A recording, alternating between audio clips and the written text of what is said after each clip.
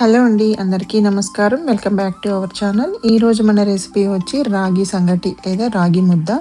ఇదైతే అందరూ డిఫరెంట్ ప్రాసెస్‌లో చేస్తారు. ఇక్కడ నేను చేసే పద్ధతిలో చూపిస్తున్నాను. ఇక నేనైతే ఒక కప్పు బియ్యం తీసుకొని శుభ్రంగా కడిగి ఒక గంట పాటు నానబెట్టుకుంటున్నాను. అలాగే ఇక్కడ ఒక కప్పు బియ్యంకి 2 కప్పులు రాగి పిండి తీసుకుంటున్నాను.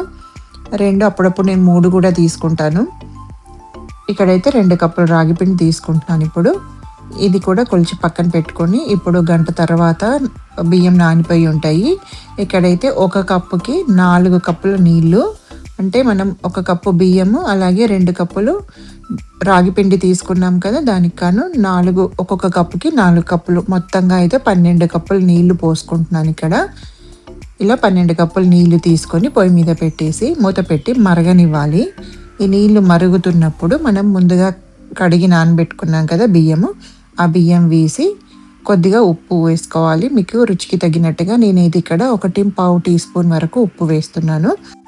ఒకవేళ మీరు నీళ్లు కనుక ఇంకా కొంచెం ఎక్కువ పోసుకున్నట్లయితే ఇంకొద్దిగా ఉప్పు వేసుకోవచ్చు. ఇక్కడైతే నాకు కరెక్ట్గా ఈ క్వాంటిటీకి సరిపోయింది. ఇప్పుడు మూత పెట్టేసి ఉడకనివ్వాలి. ఇక్కడ అన్నం అయితే ఇక్కడ చూపిస్తున్నట్టుగా ఇలా మెత్తగా ఉడికిపోవాలి, అంతవరకు ఉడికించుకోవాలి. ఇప్పుడు మనం ముందుగా కొలిచి పెట్టుకున్నాం కదా రాగి పిండి, ఆ పిండిని ఇలా జస్ట్ పైన చల్లాలన్నమాట. పైన ఇట్లా అన్నం పైన పరుచుకోవాలి, అంతే, కలుపుకూడదు ఇప్పుడే. ఇప్పుడు దీనిపైన మూత పెట్టేసి చిన్న మంట మీద ఒక 5 నిమిషాల పాటు ఉడికించుకోవాలి. ఇప్పుడు స్టవ్ ఆఫ్ చేసేసుకొని ఇది అంతా బాగా కలిసేలాగా కలుపుకోవాలి. లోపల పిండి కానీ ఉండలు కానీ ఏమీ లేకుండా మంచిగా కలుపుకోవాలన్నమాట. బాగా రుద్దుకుంటూ కలిపేసుకోవాలి. నేను ఇక్కడ రోజు వాడుకునే బియ్యమే తీసుకున్నాను. రేషన్ బియ్యం కనుక ఉంటే మీ దగ్గర ఇంకా రేషన్ బియ్యంతో చేసుకుంటే కనుక దాంట్లో జిగట ఎక్కువగా ఉండి మనకి ముద్ద అనేది కూడా చాలా మెత్తగా బాగా వస్తుంది, టేస్టీగా కూడా ఉంటుంది. ఇంకా ఇక్కడైతే ఒక 2 టీ స్పూన్లు నెయ్యి కూడా వేసుకున్నాను. నెయ్యి అనేది ఆప్షనల్, మీకు ఇష్టమైతే వేసుకోవచ్చు, లేకపోతే లేదు. కానీ నెయ్యి వేసుకుంటే టేస్ట్ అది డిఫరెంట్గా ఉంటుంది అనమాట.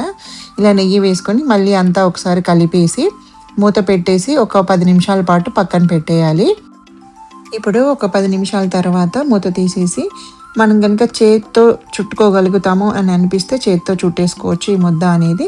లేదంటే ఇలా గిన్నెకి నెయ్యి అప్లై చేసుకొని దాంట్లో ముద్ద ఏ సైజులో కావాలో దాన్ని బట్టి మనం మిశ్రమాన్ని తీసుకొని ఇలా రౌండ్గా తిప్పుతూ ఉంటే ముద్ద అనేది తయారవుతుంది. మధ్య మధ్యలో కొంచెం క్రాక్స్ అనేటివి లేకుండా ఒత్తుకోవాలి. ఇప్పుడైతే ముద్ద రెడీ అయిపోయింది. దీన్ని చికెన్తో కానీ పల్లి పచ్చడితో కానీ ఏదైనా పులుసు కూరలతో కానీ లేదంటే టమాటో పప్పు ఇలాంటి వాటితో కూడా తినేసేయచ్చు. కావాలంటే పైనుంచి మళ్ళీ కొద్దిగా నెయ్యి కూడా వేసుకోవచ్చు. ఇదండి నేను చేసే రాగి ముద్ద ప్రాసెస్ అయితే. మీకు కనుక నచ్చినట్లయితే లైక్ చేయండి, షేర్ చేయండి, కమెంట్ చేయండి. Thank you.